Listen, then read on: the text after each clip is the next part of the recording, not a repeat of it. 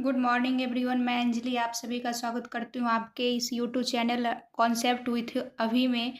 आज हमारा टॉपिक है, पिछले होमवर्क सीरीज में हम लोग दिए थे भारत शासन का अधिनियम, यानी संवैधानिक विकास कैसे हुआ था, उसी पे चर्चा करेंगे। तो आज का टॉपिक है भारतीय राज्य व्यवस्था में ऐतिहासिक अधिनियम और संवैधानिक विकास। तो इसका जो शुरुआत हुआ 1773 का ईस्ट इंडिया कंपनी का शासन हुआ था। जैसे ईस्ट इंडिया कंपनी का शासन यदि कहा जाए तो 1773 से 1853 तक रहा, और इस कालखंड में ब्रिटिश सांसद ने धीरे धीरे ईस्ट इंडिया कंपनी के व्यापारिक और राजनीतिक कार्यों को नियंत्रित स्थापित किया। सबसे पहला अधिनियम आता है हमारा 1773 का रेगुलेटिंग एक्ट। इस अधिनियम का प्रशासनिक बदलाव था, बंगाल के गवर्नर को गवर्नर जनरल पद नाम दिया गया, यानी बंगाल का जो गवर्नर था उसका पद हटाकर उसको गवर्नर जनरल कर दिया गया।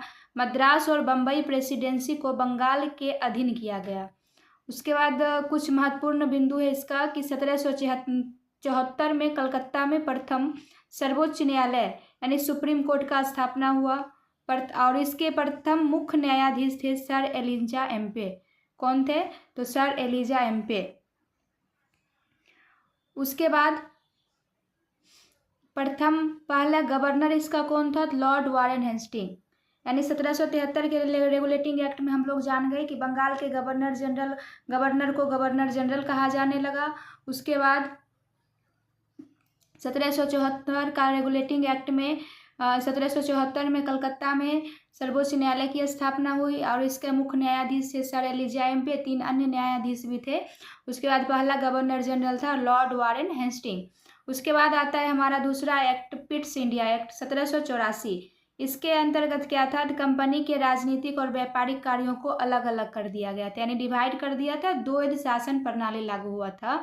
यदि पूछेगा कि द्वैध शासन प्रणाली की शुरुआत किस अधिनियम से होता है, किस एक्ट से होता है, तो पिट्स इंडिया एक्ट। किस एक्ट से?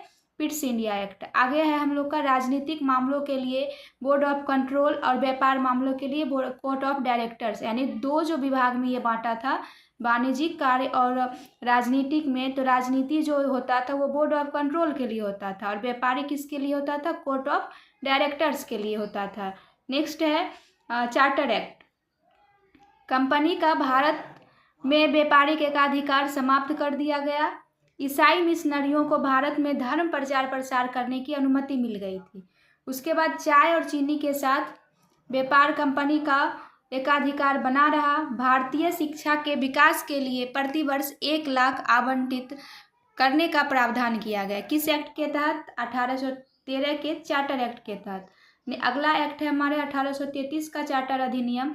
इस अधिनियम के द्वारा क्या किया गया? तो बंगाल का जो गवर्नर जनरल बना था 1773 के रेगुलेटिंग एक्ट में, उसके अनुसार गवर्नर जनरल को अब भारत का गवर्नर जनरल बना दिया गया। किस एक्ट के द्वारा? 1833 का चार्टर अधिनियम के द्वारा।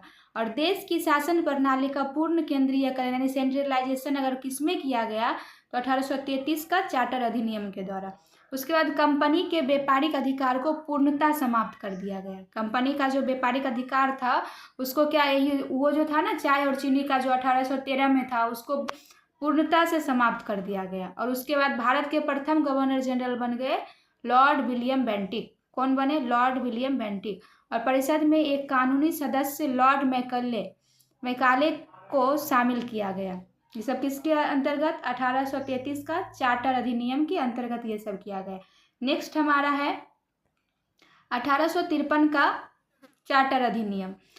इस अधिनियम के द्वारा गवर्नर जनरल की परिषद के विधायी और प्रशासनिक कार्यों को पहली बार अलग किया गया। सिविल सेवकों की भर्ती के लिए खुली प्रतियोगिता की शुरुआत मैकाले समिति 1854 के अनुसार किया गया। तो अभी हम लोग देखें सबसे पहले 1773 का रेगुलेटिंग एक्ट।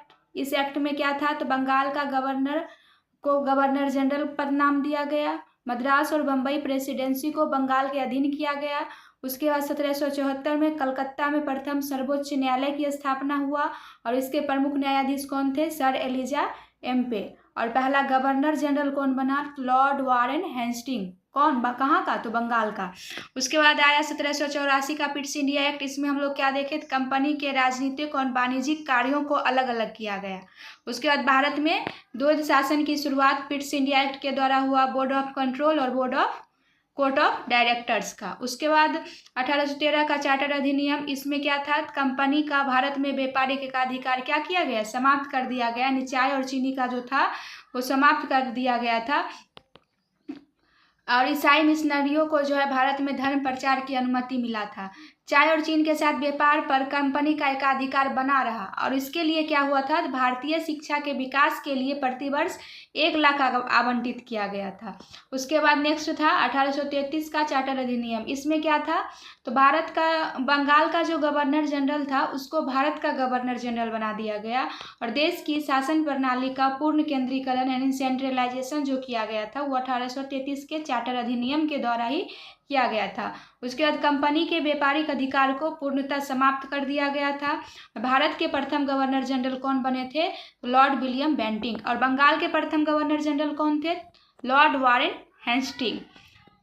तो अगला था हमारा 1853 का चार्टर एक्ट। इसमें क्या हुआ, तो गवर्नर जनरल की परिषद में विधायी और प्रशासनिक कार्यों को पहली बार अलग कर दिया गया। और सिविल सेवकों की भर्ती के लिए क्या किया गया, खुली कंपटीशन की परीक्षा को रखा गया। चलिए नेक्स्ट है हमारा ब्रिटिश क्राउन का शासन। ब्रिटिश क्राउन का शासन कब से कब तक, तो 1858 से 1935 तक। 1857 का विद्रोह के बाद भारत का प्रशासन सीधे ब्रिटिश का क्राउन यानी महारानी विक्टोरिया के हाथ में सौंप दिया गया। इसमें पहला अधिनियम था 1858 का भारत सरकार अधिनियम। इस अधिनियम के द्वारा क्या हुआ, भारत का शासन सीधे महारानी के अधीन था और गवर्नर जनरल जो था उसको हटाकर उसका नाम बदलकर वायसराय कर दिया। और ईस्ट इंडिया कंपनी का जो शासन था, द्वैध शासन पूर्णतः समाप्त कर दिया गया। उसके बाद लॉर्ड कैनिंग को भारत का पहला वायसराय बनाया गया और भारत के राज्य सचिव के रूप में भी इसका सृजन पद किया गया था। नेक्स्ट है 1861 का भारतीय परिषद अधिनियम। इस अधिनियम के द्वारा क्या किया गया, तो कानून बनाने की प्रक्रिया, भारत प्रतिनिधियों को शामिल करने की शुरुआत और विकेंद्रीकरण का प्रारंभ हुआ। उसमें क्या था, केंद्रीयकरण, और फिर अब क्या हो गया, डिसेंट्रलाइजेशन यानी विकेंद्रीकरण का शुरुआत हो गया। उसके बाद है हमारा वायसराय को आपातकाल में बिना परिषद की मंजूरी अध्यादेश जारी। बहुत इंपॉर्टेंट क्वेश्चन है कि अध्यादेश जारी करने की शक्ति किस भारत परिषद अधिनियम के द्वारा, 1861 का भारत परिषद अधिनियम के द्वारा अध्यादेश जारी करने की शक्ति थी। उसके बाद लॉर्ड कैनिंग द्वारा विभागीय प्रणाली की भी शुरुआत किया गया। किस एक्ट के द्वारा, किस अधिनियम के द्वारा, 1831 का भारतीय परिषद अधिनियम के द्वारा। अगला आता है हमारा 1909 का मार्ले मिंटो सुधार। इस अधिनियम के द्वारा क्या हुआ, तो केंद्रीय और प्रांतीय विधान परिषदों के लिए आकार में वृद्धि की गई और केंद्रीय परिषद में सदस्य को 16 से 60 हुआ और मुस्लिम लीग के लिए पृथक निर्वाचन क्षेत्र की शुरुआत की गई। अगला है लॉर्ड मिंटो को सांप्रदायिक निर्वाचन का जनक कहा गया और सत्येंद्र प्रसाद सिन्हा वायसराय की कार्यपालिका परिषद के पहले भारतीय सदस्य बने। उसके बाद 1919 का मॉन्टेग्यू चेम्सफोर्ड। इसमें क्या है, प्रांतों में द्वैध शासन लागू किया गया और आरक्षित और हस्तांतरित में बांटा गया। केंद्र में द्विसदनीय व्यवस्था और प्रत्यक्ष निर्वाचन की शुरुआत हुई। सांप्रदायिक निर्वाचन का विस्तार सिखों, भारतीय ईसाइयों और एंग्लो इंडियंस के लिए भी किया गया। भारत में लोक सेवा आयोग के गठन का प्रावधान ली आयोग की सिफारिश पर 1926 में हुआ था और महिलाओं को पहली बार सीमित मताधिकार, बहुत इंपॉर्टेंट क्वेश्चन है, महिलाओं को मत देने का अधिकार किस एक्ट के द्वारा आया, तो 1919 का मॉन्टेग्यू चेम्सफोर्ड सुधार अधिनियम के द्वारा ही आया। अगला है 1935 का भारत सरकार अधिनियम। इसमें क्या हुआ, तो प्रांतों में द्वैध शासन समाप्त कर प्रांतीय स्वायत्तता दी गई और परंतु केंद्र में द्वैध शासन लागू किया गया। पहले जो हमारा प्रांत में था उसको समाप्त करके क्या किया गया, केंद्र में लागू किया। उसके बाद शक्तियों का विभाजन 3 सूची में होने लगा, संघ सूची, राज्य सूची और संवर्ती सूची। और इसमें संघीय न्यायालय की स्थापना 1937 में किया गया, संघीय न्यायालय की स्थापना, और आरबीआई बैंक का भी राष्ट्रीयकरण किया गया था इसी में। उसके बाद अखिल भारतीय संघ का स्थापना किस अधिनियम के द्वारा, 1935 का भारत शासन अधिनियम। और हमारे वर्तमान भारतीय संविधान का लगभग 65% हिस्सा इसी अधिनियम के लिए है। तो आइए हमारे रिवीजन कर लेते हैं कुछ फैक्ट्स।